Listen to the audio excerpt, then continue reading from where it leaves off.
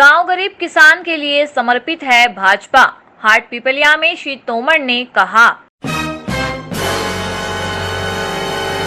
हाट पिपलिया में हुआ भाजपा कार्यकर्ता सम्मेलन। केंद्र व प्रदेश के कृषि मंत्री भी हुए कार्यकर्ता सम्मेलन में शामिल।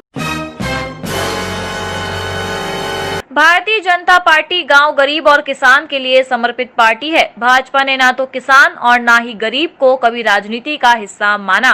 गरीबी उन्मूलन पर ईमानदारी से काम किया और विभिन्न योजनाओं के माध्यम से गांव गरीब किसान का स्तर उठाने का प्रयास किया।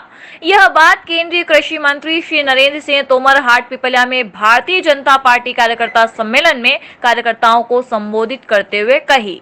श्री तोमर ने कार्यकर्ताओं से उपचुनाव में जी जान से मेहनत करने का आह्वान किया। कार्यकर्ता सम्मेलन में प्रदेश के कृषि मंत्री कमल पटेल, शिक्षा मंत्री इंदर सिंह परमार, सांसद महेंद्र सिंह सोलंकी, विधायक गायत्री राजे पवार सहित कई वरिष्ठ नेताओं ने भी कार्यकर्ताओं को मार्गदर्शन दिया। केंद्रीय कृषि मंत्री श्री नरेंद्र सिंह तोमर ने कार्यकर्ताओं को संबोधित करते हुए सर्वप्रथम राजमाता विजया राजे सिंधिया के जन्म जयंती शताब्दी वर्ष पर उन्हें श्रद्धांजलि अर्पित की। श्री तोमर ने हाट पिपलिया क्षेत्र के बारे में कहा कि यह क्षेत्र हमेशा से जनसंघ और भाजपा का गढ़ रहा है। इस क्षेत्र में प्रतिकूल परिस्थितियों में भी भाजपा जीती है। उन्होंने कहा, भाजपा ऐसा दल है जिसकी कथनी और करनी में कोई अंतर नहीं है, जबकि कांग्रेसी की कथनी और करनी दोनों अलग है। उन्होंने कहा, 2018 के चुनाव में राहुल गांधी ने 10 दिन में कर्ज माफी नहीं होने पर मुख्यमंत्री बदलने की बात कही थी, लेकिन कांग्रेस ने ना तो कर्ज माफ किया ना ही मुख्यमंत्री बदला। कांग्रेस ने जो कहा वह कभी नहीं किया। यह कांग्रेस का अनुवांशिक गुण है। उन्होंने कहा, भाजपा ने हमेशा जो कहा वही किया। डॉक्टर श्यामा प्रसाद मुखर्जी ने कश्मीर से धारा 370 हटाने के लिए संघर्ष प्रारंभ किया था, उसी प्रकार दीनदयाल उपाध्याय ने राम मंदिर के लिए संघर्ष शुरू करवाया। लाल कृष्ण आडवाणी ने सोमनाथ से अयोध्या तक रथ यात्रा निकाली, जिसके चलते हमारी सरकारें बर्खास्त की गई। भाजपा अपने वचन से पीछे नहीं हटी और सरकार बनते ही कश्मीर से धारा 370 हटी और राम मंदिर का रास्ता भी साफ हुआ।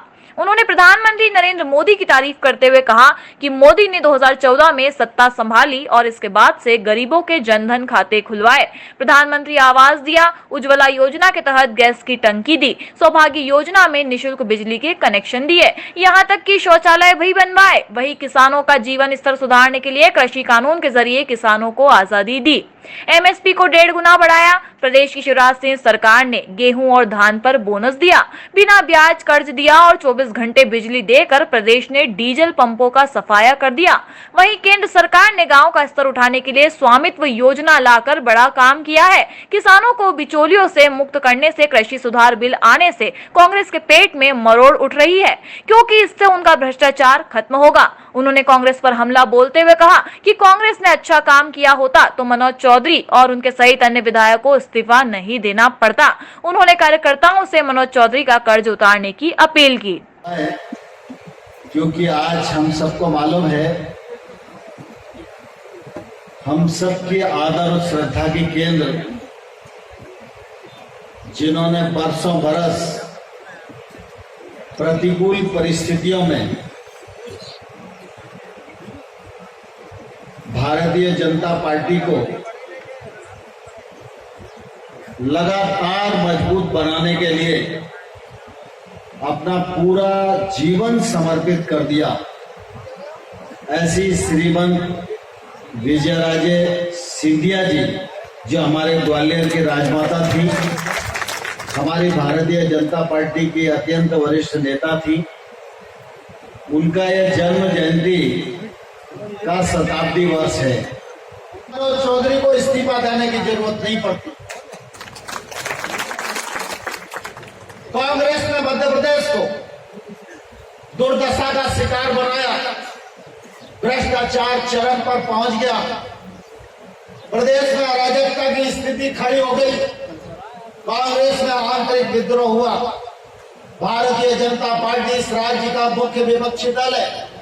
भारतीय जनता पार्टी ने परिस्थिति का संज्ञान लिया, ज्योतिरादित्य सिंधिया जी से बातचीत की, तदुपरांत अनेक लोगों ने इस्तीफे दिए और आज भारतीय जनता पार्टी की सरकार मध्य प्रदेश में बन गई।